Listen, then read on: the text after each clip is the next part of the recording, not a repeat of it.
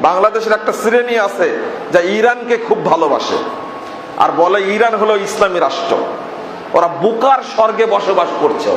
ওদের ইসলামী এলেম বলতে কিছুই নাই, আকীদা জ্ঞান বলতে কিছুই নাই, যার কারণে বলে যে ইরানে ইসলামের বিপ্লব হয়েছে। আরে ইরানে ইসলামের বিরুদ্ধে বিপ্লব হয়েছে। তারা সালাফিদেরকে হত্যা করেছে।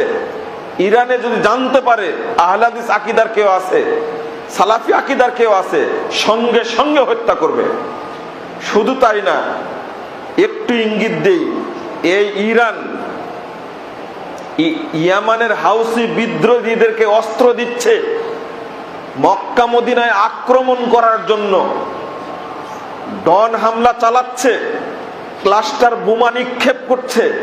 এই সমস্ত বোমা, অর্থ এবং অস্ত্র উভয়টা সরবরাহ করছে ইরান মক্কা মদিনাকে দখল করার জন্য। ওরা উসমান রাদিয়াল্লাহু আনহুর কবর বাকিউল গরকাত থেকে তুলে দিবে, আয়েশা রাদিয়াল্লাহু আনহার কবর তুলে, আয়েশাকে তুলে তাকে দূররা মারবে যে জেলাকানি বহিরা, এই মনে করে তারা। এটা শিয়াদের আকীদা সম্পর্কে আমাদের না জানার কারণে ইরানের প্রতি অনেকেই ভক্তি দেখায়। নাউজুবিল্লাহ। আল্লাহ আমাদেরকে হেফাজত করুক, আমিন।